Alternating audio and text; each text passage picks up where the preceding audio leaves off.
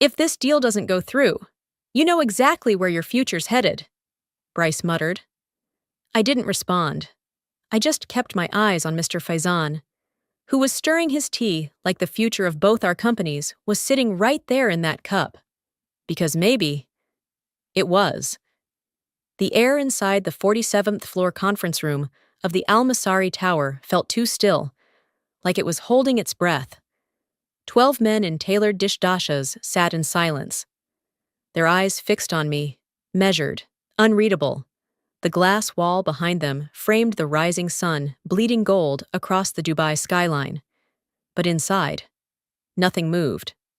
I adjusted my blazer sleeve with care I didn't feel. Operational autonomy, I said evenly, switching to Arabic, letting the vowels flow slow and warm.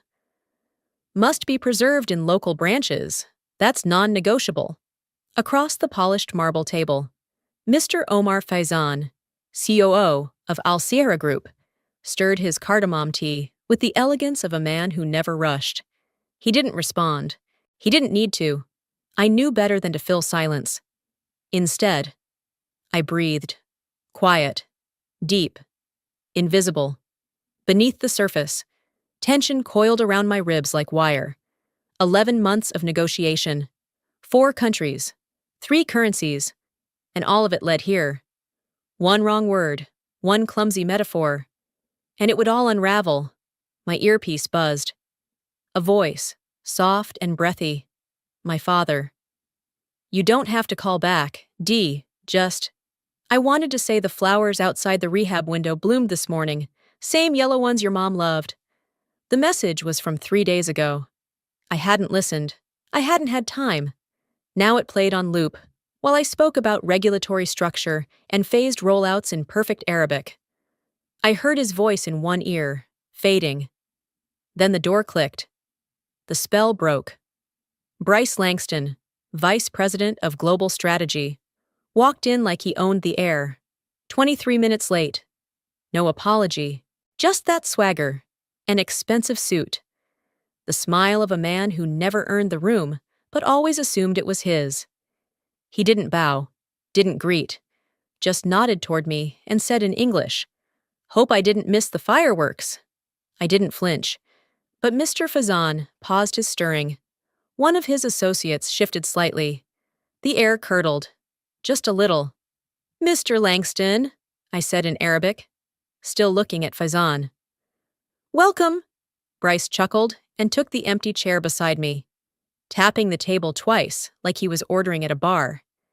He pulled out his tablet, scanned the agenda, and whispered, loud enough for only me to hear, "Hope you didn't lock us into anything too soft. Delia, these guys look polite, but that doesn't mean they'll play fair." He smirked. I didn't look at him, but I felt the floor shift beneath us, like the game had just changed, and I wasn't sure which of us was the target. We were just getting into the amended compliance schedule when Bryce cleared his throat. Loudly, too loudly, Mr. Faison had just placed his teaspoon down, nodding faintly as I outlined the projected 3-phase integration model, each section aligned with Al-Sara's regional governance requirements. I had spent 7 weeks tailoring the language for this very moment. There was only 1 paragraph left. Then Bryce interrupted.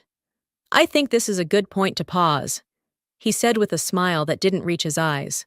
"Before we go further, I want to share a quick update on our side." I kept my hand still over the contract binder. I didn't say a word. He stood up, not slowly, not tentatively, just stood, as if he were announcing something routine, as if we weren't sitting in front of the most influential client in the region. "Effective immediately," he said, voice too cheerful. "Delia will no longer be continuing in her current role with Venturon. As part of our broader strategic alignment, she's been sunset, not fired, not transitioned, sunset. Like I was a color scheme being quietly phased out for a newer, more modern palette. I felt the words hit before I could fully process them. Felt the temperature in the room shift by a single invisible degree. felt the breath catch in the throat of someone across the table. But I didn't react, not outwardly. My eyes remained on the binder, then slowly lifted to meet Mr. Faison's. His teacup was still in his hand, motionless now. One of his deputies blinked, glancing at me, then at Bryce, then back again, searching for a signal. Bryce sat down again like nothing had happened. Of course, our team remains fully committed to this partnership, he added breezily, and I'll be taking over lead communications moving forward. There it was. The trap sprung, public, clean, final. I didn't speak right away, instead. I inhaled through my nose, once, silent, deliberate. I could still smell the cardamom from the tea, the faint antiseptic of the polished table. The hum of the ceiling vent seemed louder than before. I reached into my folder and gently closed the binder. Then I turned, very slightly, to face Mr. Faison and his team, and I spoke in Arabic. Apologies for the interruption. I understand this may raise concerns. Every Alsara executive turned toward me, as if gravity had shifted. My formal role may have changed, I continued, still calm, still measured. But I am available to continue this negotiation as an independent consultant. My terms are simple, 10%, success-based, payable upon execution. There was a pause. A long one. One of the men at the far end of the table exhaled through his nose. Another adjusted his pen, but said nothing. Mr. Faison didn't blink. He watched me the way a man watches a chessboard just before the move that changes the game. Bryce opened his mouth to speak. Too late. Faison placed his cup down, slowly, and looked not at Bryce, but at me. That, he said, also in Arabic, may be a very wise option. I didn't smile, but inside, something shifted. Not pride, not revenge, just certainty, and from that moment on, the meeting belonged to me. I didn't slam the door, I didn't storm out, didn't throw a glance over my shoulder, didn't flinch when Bryce gave the Alsara team a salesman's smile like nothing had just detonated in the middle of the room. I simply stood, gathered my folder, and walked out, my heels silent against the marble floors of the 47th floor. The private lounge down the hall was empty. Floor-to-ceiling glass let in the early afternoon haze of Dubai's sun, casting sharp shadows across the white leather chairs. I sat in the far corner and placed the binder on the table. My fingers hovered over it for a moment, then pulled away like the surface might burn. I still hadn't looked at my phone. Not since this morning. Not since the moment I decided today wasn't about what I might lose, but what I could take back. It buzzed the second I unlocked it. Santinine 71.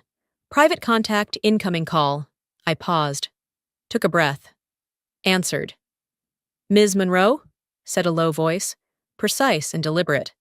This is Yusuf Ghanem, legal advisor for Alsara Group. I've been asked to reach out discreetly. My heart didn't skip. My jaw didn't tighten. I just adjusted in the chair, crossing one leg over the other.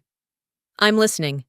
We've been briefed on today's development, he continued, and Mr. Faison would like to engage you separately, through an independent agreement. Should you be available? I nodded to no one, staring at the skyline. My reflection looked back at me in the glass, composed, small, and sharp-edged. I'm available, I said. I can have terms to you within the hour. There was a pause. Do you have a legal entity in place? I looked down at the folder. Inside was a single-page document I had printed 3 weeks ago.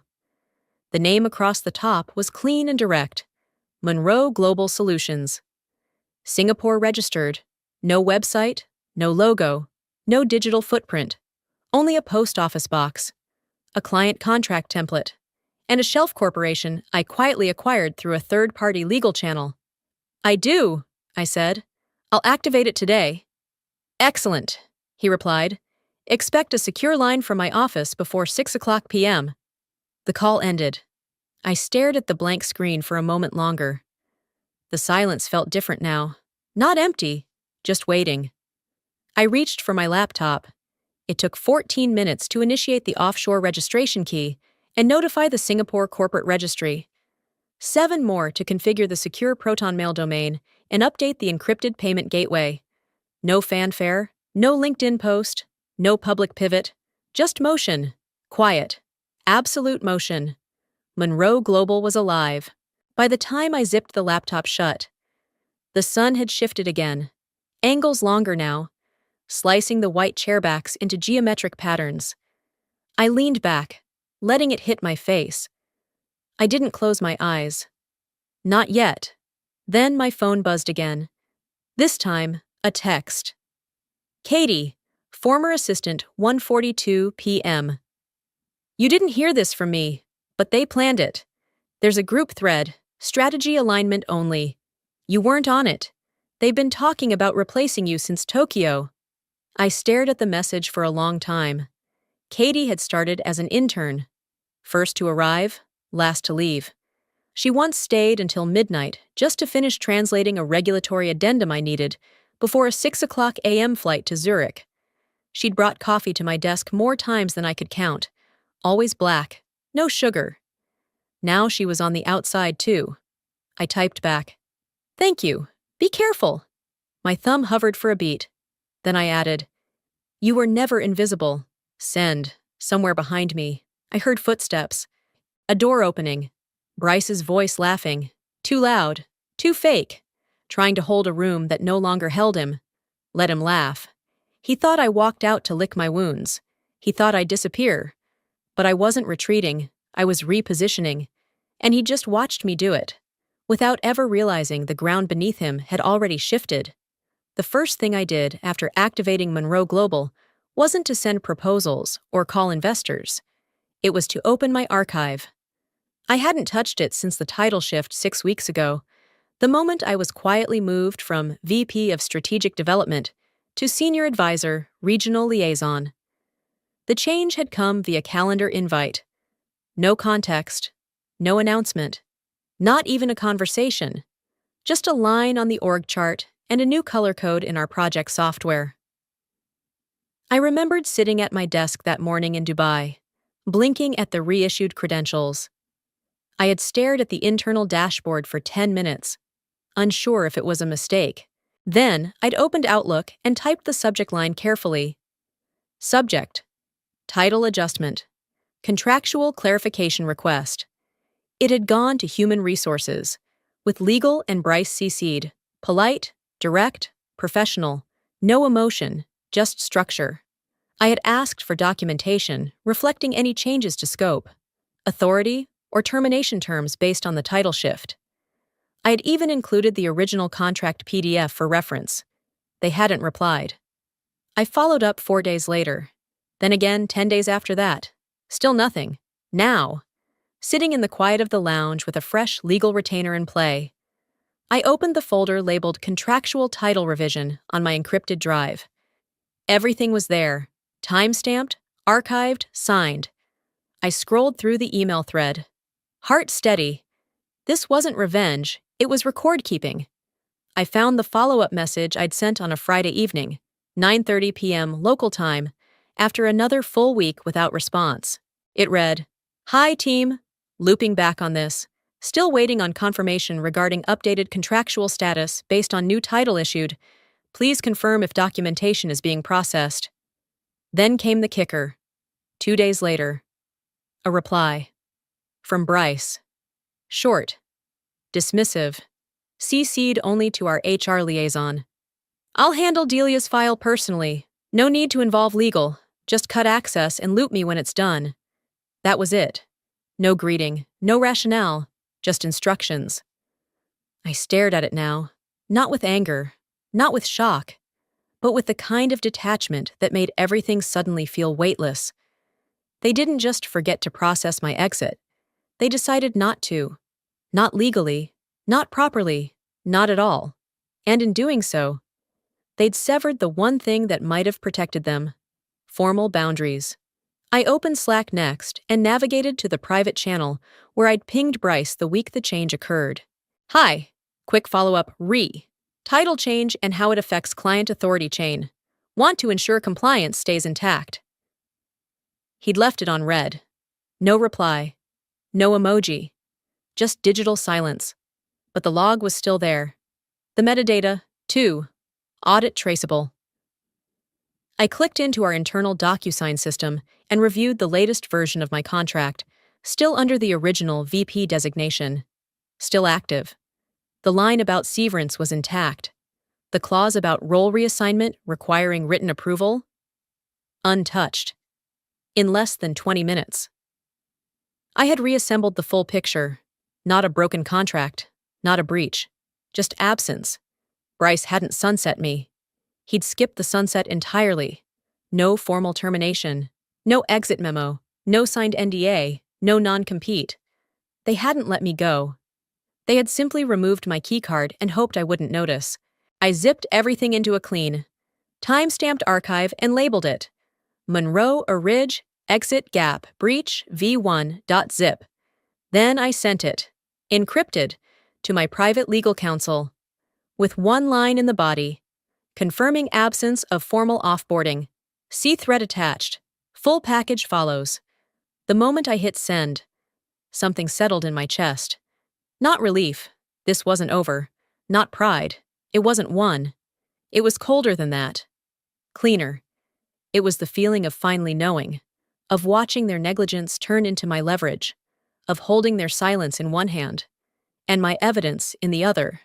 And this time, I wasn't waiting for permission. It started with a whisper. No press release. No dramatic LinkedIn announcement. No glossy rebranding or triumphant, I'm thrilled to share worked post. Just a white paper. 8 pages. Sharp, technical, clean. Co-authored anonymously. Distributed quietly through an encrypted PDF link sent from a Proton Mail address that didn't have a name attached. Only initials. MGS. Monroe Global Solutions. The paper laid out an adaptive logistics model for multi-regional partnerships, incorporating multilingual AI integration protocols, risk mitigation tiers, and a phased stakeholder communication strategy tailored to Southeast Asia. Everything I had built at Venturon, restructured from the ground up. Everything they had ignored when they called me too cautious, too local, too slow. I sent it to 3 former clients. Not with a pitch, not even with a signature, just the file. And a line. You once said this problem hadn't been solved yet. Maybe now it has. The first reply came within 24 hours, from a COO in Manila. Short. 3 words. Can we talk? That was all I needed. By 9:00 a.m. the next morning, I had a virtual call scheduled, disguised as a vendor-neutral strategy session. By 2:15 p.m., I had a verbal agreement that Monroe Global would audit their regional AI licensing procedures. No paperwork, no logo. Just an NDA and a bank transfer routed through Singapore. And then the real work began. I created a second address, then a third, each tied to a different alias, each linked to a different client sector: tech, supply chain, financial services. All roads led back to me. But no one saw it, because I wasn't making noise. I wasn't setting fires. I was rerouting pipelines, and Venturon never noticed. They were too busy rebuilding decks, scheduling cultural fluency trainings, and rolling out Bryce's flashy new APAC playbook that had more emojis than data. I didn't watch. I didn't need to. I had my eyes on the people who mattered, and I knew their pain points better than anyone, because I had been the one who documented them, solved for them, and flagged them before Bryce ever learned how to pronounce Alsara. That week, I sent out 5 more papers, then 3 emails, then a strategic memo written in both English and Japanese. I didn't ask for anything, I just solved problems. And the clients responded, some with questions, some with caution. But one didn't hesitate. The Japanese firm had been one of Venturon's earliest APAC partners. I had spent 2 years building that relationship from a polite handshake to a multi-million-dollar implementation contract. I knew their team, I knew their board, I knew what they cared about. They had gone quiet after Bryce's takeover. No official withdrawal, just silence. Until now, on a humid Thursday morning, at 7:30 a.m., I checked my encrypted inbox and saw the subject line, MGS, RE, Logistics Alignment Paper, Immediate Action. The message was short. Attached was a signed engagement letter. They wanted Monroe Global to begin work within 10 business days. No call, no questions, just trust. Because they didn't need to ask who had written the white paper. They knew. They knew the cadence, the logic, the intentional structure of every sentence. They knew I spoke their language, literally and strategically. I stared at the signed letter for a long moment, not smiling, not surprised, just angry, cold, strategic anger. The kind of anger that doesn't burn. It plans. They had erased me publicly. Now I was rebuilding privately, and for every contract they thought they owned. I was now writing the next chapter under a different name. I picked up my phone, opened a secure contact list, and tapped the name of a Korean trade executive I hadn't spoken to in over a year. The message I typed was simple. You once told me you wanted out of your current platform. I think now's the time. Quietly. Send. Let Venturon have their slide decks and their borrowed lingo. Let Bryce talk louder to mask what he couldn't read. I wasn't going to war. I was already winning it. They just hadn't seen the battlefield yet. It took less than 5 days for Venturon to pretend nothing had happened. By the following Monday, I got word that they'd rolled out a formal client announcement. New regional lead for strategic partnerships, Asia Pacific. A banner went up on their website, a stock photo, a corporate bio, a new name, Laura Beasley. I remembered Laura. I'd met her once during a global offsite in Lisbon. She was from the London office, nice enough, sharp with numbers, even sharper with opinions about how inefficient translation layers slow down global deals. Her Arabic vocabulary extended to falafel and shukrain, both of which she mispronounced with confidence. She had never worked in APAC. She had never once traveled to Dubai, but she had an MBA and the trust of Bryce Langston. So naturally, she became my replacement. Her first outreach went out in a blast email from the new regional strategy alias, laura.b@venturon.global. The subject line was a masterpiece of clueless ambition. Excited to partner with you across cultures and opportunities. I nearly choked on my jasmine tea. Inside was a message littered with buzzwords. Synergy, cross-border alignment, next-gen optimization, with one glaring omission, my name. Not even a passing reference. It was as if I had never been there. As if the bridges I had built, the contracts I had secured, the trust I had earned, had all just sprouted out of a PowerPoint slide. But the clients remembered, and they noticed. I didn't have to guess. Word travels fast when people feel slighted. By 10:45 a.m., I received a forwarded message from a contact inside a logistics firm in Jakarta. Laura's first official intro call had ended in confusion. She'd referred to the wrong honorifics. She'd interrupted a regional chair mid-sentence. She had closed the call by saying, "Looking forward to shaking hands in person," to a team that had already gone remote 2 years ago. 2 days later, another message, this time from a former Alsara deputy. She opened with a joke about camel speeds in a negotiation meeting.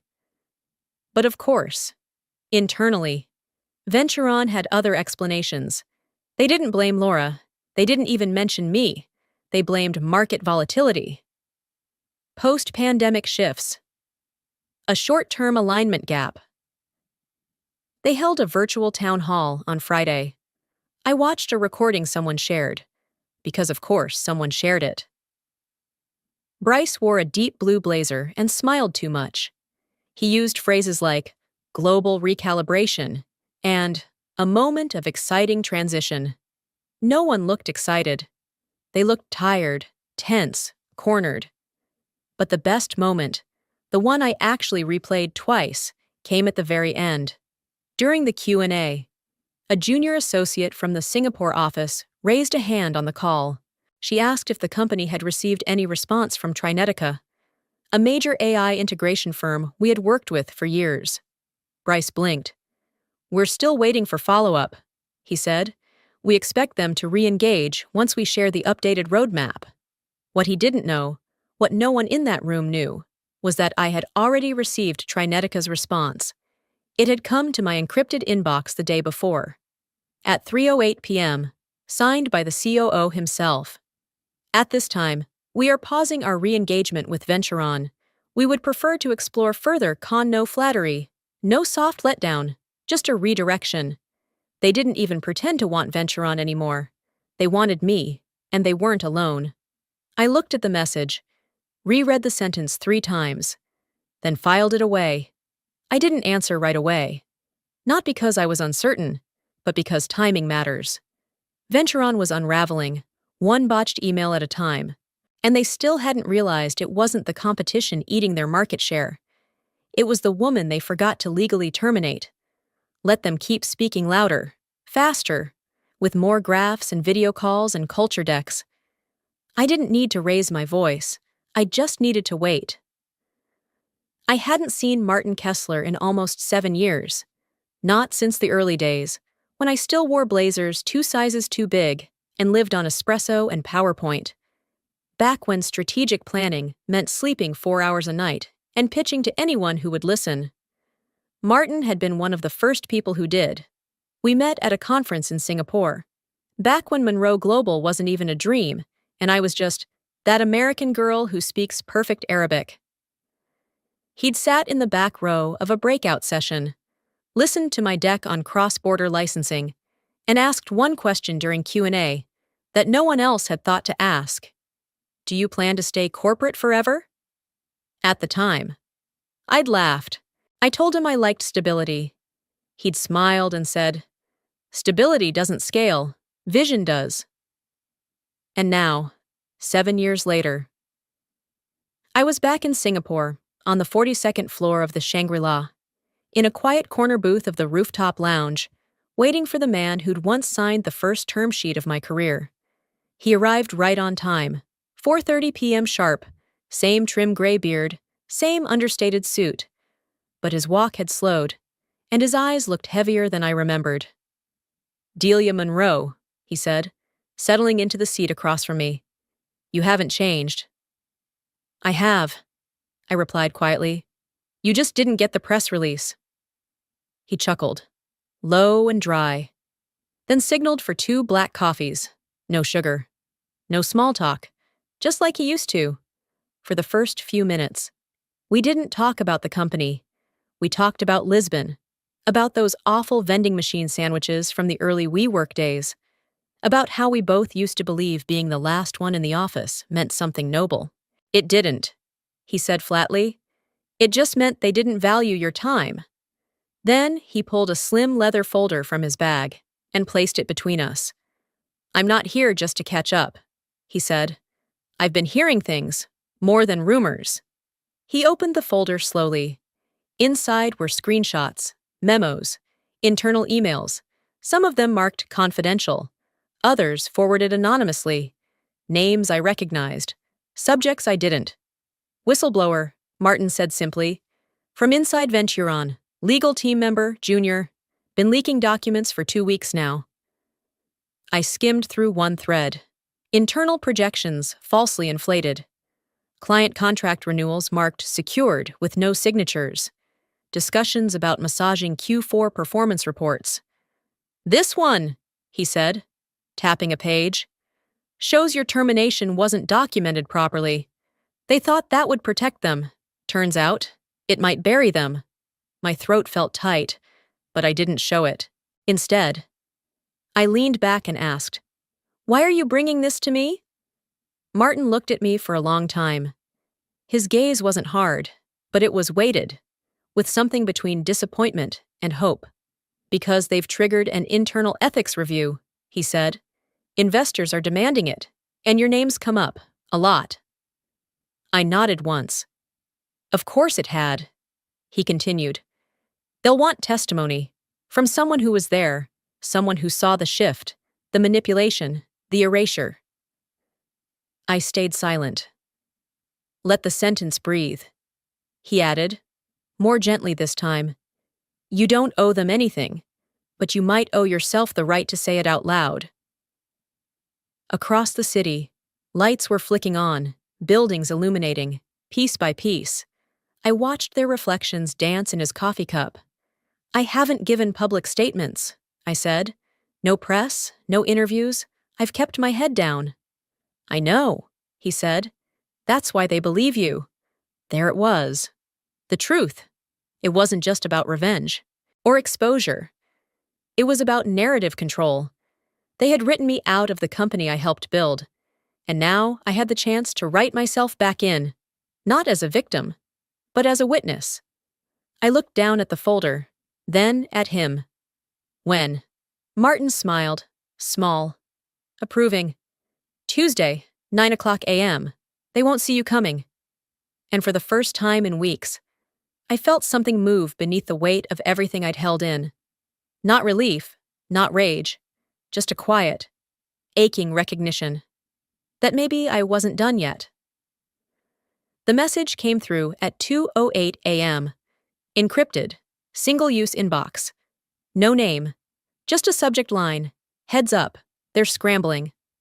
I opened it in my office at home, a minimalist corner in my Singapore apartment, lit only by the soft blue glow of the monitor. The Marina Bay skyline shimmered behind me like static. The message body was short. Bryce is trying to retrofile an NDA and non-compete. He's pushing to backdate it. Watch your 6. No signature, just a timestamp. 1:58 a.m. Boston time. I didn't pause to panic. I didn't wonder who sent it. That didn't matter right now. I minimized the email and launched the drive. I'd kept everything: emails, PDFs, legal memos, onboarding materials, exit pings, stored offline and double-backed on a mirror drive locked in a steel drawer beneath my desk. Nothing in the cloud, nothing touchable, not anymore. I pulled up a folder labeled Venturon HR Access Metadata Chain and started scrolling. Each file had a numerical code, a timestamp, a sender ID, and an access log.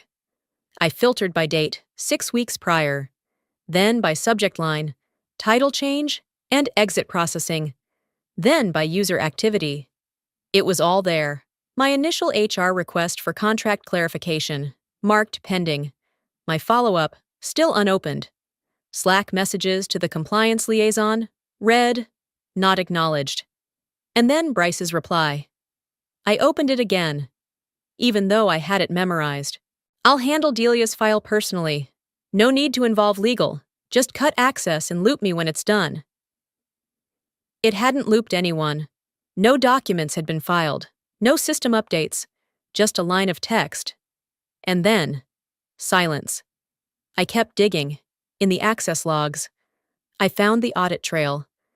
HR had logged into my personnel file at 4:41 p.m. on a Thursday, made no changes, and logged out. Then, 3 days later, Bryce accessed the same folder from his company laptop. But here's where it got interesting. The system flagged a deletion attempt at 5:03 p.m. It was logged, but not completed. Why? Because the file he tried to delete, Monroe exit packet PDF, didn't exist. It had never been created. I cross-checked system activity against the user manual I had quietly downloaded from our compliance database months before. According to the guide, exit packets had to be generated by HR, verified by legal, and approved by a third-party auditor. Without those 3 steps, nothing was legally binding. Bryce had tried to delete a file that wasn't there. He'd assumed someone else had done it. He hadn't followed up. He hadn't confirmed. He'd just moved on, with his ego and a fake sense of finality. I sat back in my chair, not satisfied, not angry, focused, like a surgeon tracing the artery before the incision. They thought I was operating without a net, But the truth was simpler than that. They never built the net in the first place. I opened my secure email client and composed 2 messages. The first went to Alina Basha, my legal counsel. Subject: attempted backdated NDA. See attached. Archive shows no executed NDA, non-compete, or exit doc. System logs confirm no processing. Bryce attempted to delete non-existent file. Evidence attached. The second email was addressed to a new contact. Subject: timeline confirmed. You mentioned Tuesday. I'll be there. Full digital archive in hand. Sigh. I attached a zipped file labeled exit gap, chart chain complete, lav v2, zip. Then, I encrypted the entire folder and moved a copy to a cold storage drive in a fireproof lockbox under my desk. Let them draft retroactive contracts. Let them write memos in panic. I wasn't worried about their words. I had the data, I had the proof, I had the logs, and I had something they didn't. Discipline. Because the most dangerous thing about a woman you erase too soon is that she doesn't rush to scream. She sharpens her silence and waits for the cut. By 8:12 a.m., I was ready. No more searching, no more organizing, no more double-checking what I already knew. Everything was in place: email chains, access logs, time-stamped Slack threads, unread follow-ups, and the most damning detail of all, the system confirmation that no non-compete, NDA, or termination file bearing my name had ever existed inside Venturon's database. The question was no longer if they had failed.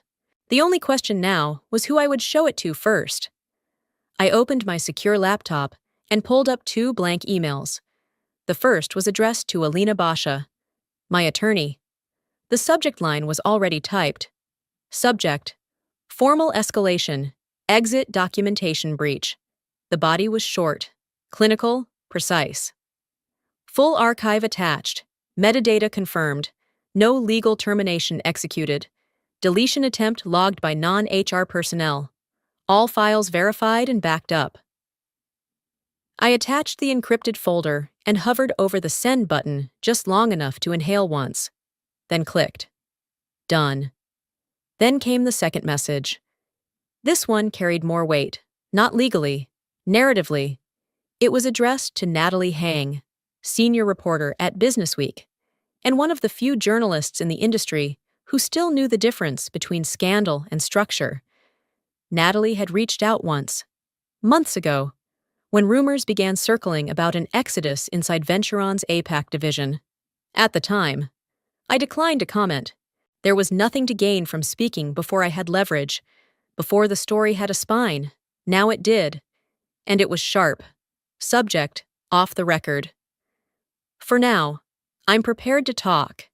Attached is a timeline with redacted documentation, full names available pending verification. I'm not looking for revenge. I'm looking for accuracy. You'll find email logs, calendar conflicts, proof of internal manipulation, and system evidence that my termination was never processed. If you're ready to write this, I'll open the rest. I hit send. No BCCs, no dramatics, just clarity. Then I sat back and waited. Not long. At 9:01 a.m., Alina replied with a single sentence. We're covered. Let them come. And at 10:43 a.m., Natalie responded. I've heard whispers, but this is a bonfire. Let's set up a call. By 11:15 a.m., we were on a secure video line. Natalie looked exactly as I remembered. Sharp eyes, soft voice, not easily impressed. She didn't open with questions. She opened with gratitude. Then she asked for the full archive. I gave it to her. Not to weaponize, to document. She listened more than she spoke, which is how I knew she was serious when we hung up. She said one last thing. This won't feel like a bomb when it hits. It'll feel like someone finally turned on the lights.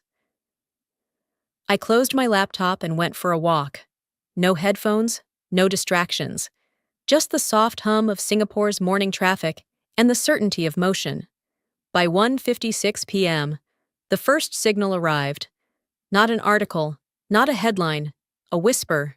An internal group chat message forwarded from a trader friend at a hedge fund in New York. Anyone else seeing this Business Week leak? If it's true, Venturon's audit risk is nuclear. Another message from a VC associate in Hong Kong. Unpublished headline draft floated. Inside the collapse at Venturon, silence, strategy, and the ghost who never left. It hadn't even gone live, but it had already been passed, screenshot, dissected, and flagged by 3 different financial compliance teams across 3 time zones. They were calling it a controlled leak. I called it proof of interest. This wasn't a rage drop. It wasn't a media stunt. It was pressure. The kind of pressure you apply not to explode a system, but to reveal the cracks it's already hiding. Venturon had built their structure on speed, ego, and assumption. Now those assumptions were bleeding through investor Slack channels, boardroom group texts, and inboxes that no longer forwarded Bryce's bulletins. No one had contacted me for comment yet. They would. Eventually. But they'd be too late, because the narrative had already shifted. Not when the article published, not when the lawyers panicked, but now, when the story existed quietly in the shadows, where truth always starts. And I wasn't the villain. I wasn't even the victim. I was the architect, and they were only just beginning to realize whose blueprint they'd built their collapse on. By 9:30 a.m., the boardroom at Venturon's global headquarters was full. Bryce Langston stood at the head of the table, sleeves rolled, voice calm, eyes a little too wide. The large screen behind him displayed a sleek presentation, gradient slides, vague graphs, and just enough movement to distract from the fact that nothing was being said. "Let me be clear," he said, clicking to the next slide. "What we're experiencing is a moment of recalibration. Our core metrics remain intact. Our expansion playbook is solid, and we are actively engaging with alternative narratives in the media." Alternative narratives. He meant the leak, the forwarded headline, the whispers that had turned into warning calls from 3 of Venturon's top 5 clients. He moved quickly, launching into a paragraph of buzzwords that somehow included synergistic correctional momentum, stakeholder-first agility, and localized cadence integrity. A few board members shifted in their seats. One rubbed his temple. Martin Kessler sat 2 seats down from the head, silent until now. Then, just as Bryce transitioned to a slide titled Rebuilding Trust Through Transparent Realignment, Martin raised one hand, calm, casual, surgical. "I'd like to ask a question," he said, voice low and steady. Bryce blinked. "Of course. Martin, go ahead." Martin didn't ask. He reached down, pulled a thick paper folder from his leather briefcase, and slid it across the table to the chairwoman at the end. A second copy followed, this time to the compliance officer on his left. The sound of paper shifting filled the room like static. "These are hard copies of internal documentation confirming that Ms. Monroe, your former regional director, was never formally offboarded. No NDA, no non-compete, no HR confirmation. We have access logs, system metadata, and Slack transcripts to verify the claim." Bryce paled. Those records aren't final. There were back-end updates that hadn't been logged." Martin didn't blink. "You attempted to delete a non-existent termination packet. Bryce, that's not a back-end error. That's an operational lie." The room went still. The chairwoman looked at the files, then at Bryce. Then she turned to the head of investor relations. "Have we confirmed this?" He nodded once. "As of this morning, yes. The logs match exactly." Bryce opened his mouth. No words came out. From the far end of the table, a voice cut through the silence. It was Harold Lynn, one of the company's oldest board members. He rarely spoke in meetings, but when he did, everyone listened. "She's doing the job we paid for," he said quietly. "Just without the burden of your incompetence." Bryce flinched. No one laughed. Because it wasn't a joke. The files were real. The damage was measurable. The silence in the room was heavier than any presentation could soften. Martin leaned back in his chair. This isn't just a legal risk. It's a leadership failure. And every client who walks out with Monroe is a direct reflection of that. No rebuttal, no defense, just Bryce standing alone. The screen behind him still flashing words like resilience and vision. But no one was reading anymore, because the room had shifted. And for the first time since her erasure, Delia Monroe wasn't just mentioned, she was respected. By 7:05 a.m. The article went live. No teaser, no rollout, no pre-embargo leak this time. Just a simple title on the front page of Businessweek Digital, with a headline that didn't pull punches. The Ghost in the Server, How Venturon Erased a Director and Triggered a Collapse. The piece was sharp. Natalie Hang had woven it with surgical restraint. No fluff, no dramatics, just screenshot after screenshot, file metadata, Slack transcripts, time-stamped legal omissions, and a single redacted exit attempt marked incomplete. Each paragraph tightened the noose, not around a person, but around a system built on assumption. Within the first 10 minutes, I received 12 emails. Within 30, the article had been reposted to 3 separate financial analysis boards. By 8:20 a.m., it was trending on LinkedIn under Tarn Venturon collapse. The stock market opened at 9:30 a.m. By 9:42, Venturon's shares had dropped 11%. By 10:07, it was 17.3%, triggering a level 1 volatility pause on the New York Stock Exchange. Trading froze. Panic didn't. Screenshots from the article flooded internal channels. Compliance officers were tagged. Legal teams were looped. Clients began sending formal notices of pause, review, or complete disengagement. The first came from Trinetica, then Kenzai Holdings, then Alsara Group. Each one echoed the same language. We are suspending our engagement pending full investigation and alignment with Monroe Global. Yes. They said it. Monroe Global. Not as a leak, not as an aside, but as a new entity. A choice. By 11:15 a.m., someone updated the Monroe Global website. Simple, white background, nothing flashy, just a message in crisp font. We do not disrupt. We replace what was never stable. I hadn't written it, but I understood it. That was the twist no one saw coming. This wasn't revenge. This was infrastructure. Monroe Global wasn't a headline-grabbing startup. It didn't pitch VC decks or hire evangelists. It was quiet, modular, multilingual, built in the silence between betrayal and reinvention. And now? It wasn't just real, it was relevant. I didn't give interviews that day. I didn't retweet. I didn't email Bryce. I didn't call Martin. I sat in a cafe in Tanjong Pagar at 12:02 p.m., watching people refresh their screens as numbers ticked downward. A group of consultants behind me whispered about that ghost exec who was never technically fired. They didn't know I was sitting 10 feet away. I liked it that way. Let them imagine what they wanted. Because I wasn't the story. The system was.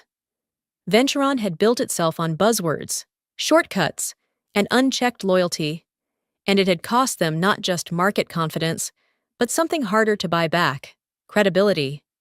Meanwhile, the market didn't see Monroe Global as a disruptor anymore. They saw proof of concept, not chaos, stability. Natalie's article had ended on a quote I hadn't remembered giving her, but one I stood by. The truth doesn't require noise. It just requires enough people to stop looking away. That was all it took. Not fury, not pity, just truth, plainly stated, and allowed to land exactly where it hurt. And in that space, the vacuum left by panic, something else had room to grow. Not a comeback, not even a revenge arc. Just the quiet acknowledgement that some foundations are only visible once everything else falls apart.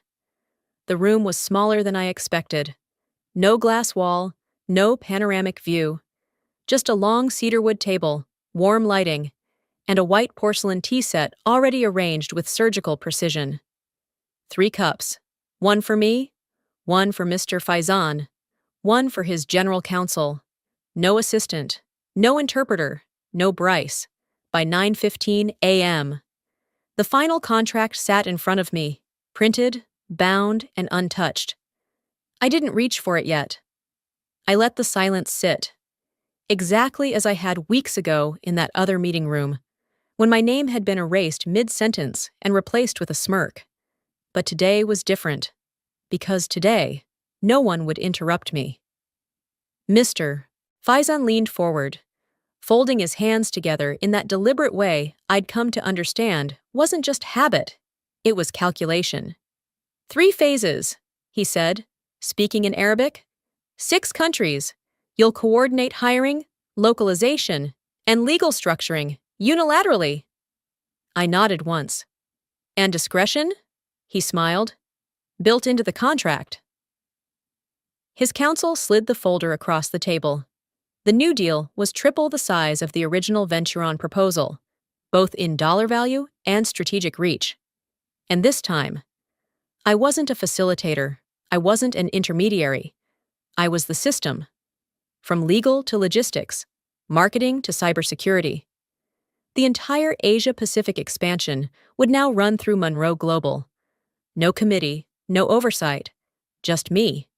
I opened the contract, scanned the familiar clauses, phased delivery, quarterly review, region-specific customizations, until I reached the final page. There it was, Clause 47C, sole strategic authority across APAC operations to be vested in Monroe Global, non-revocable upon activation. It wasn't a favor, it wasn't charity, it was recognition, earned not through noise, but through precision. I signed. Pen to paper, no flourish, no delay. Then I closed the binder and met Mr. Faizan's gaze. "We're honored to have you," he said, "but I have one question." I raised an eyebrow. "When your former employer hears this, what will you say?" I didn't hesitate. I didn't smirk. I simply reached into my memory and pulled the sentence that had hovered in my mouth weeks ago, but had never been spoken. Now. It was earned. I looked directly at him and answered, in Arabic, slowly, deliberately. "My consulting fee is now 10%, and I work for you. Shall we continue?" There was no applause, no camera flash, just the soft sound of a teacup being lifted, and the weight of 2 nods from across the table. That was all, but that was everything. Because this time, no one spoke over me, no one translated my voice, no one filtered, reframed, or claimed ownership of my work. I was no longer pitching, I was positioning. Venturon hadn't just lost a director. They had lost access to fluency, to nuance, to trust. And no corporate buzzword could rebuild that once it had been passed, quietly, to someone who had once been ignored in full view. I stepped out of the room at 10:02 a.m. The heat in Singapore was already climbing, but I felt nothing but cool air on my skin. I walked toward the curb, where my driver waited, holding the back door open. I didn't rush. Let the world spin. Let them chase damage control memos and investor calls. I had no need to shout. I had already signed the future, and this time, the name on the dotted line was mine.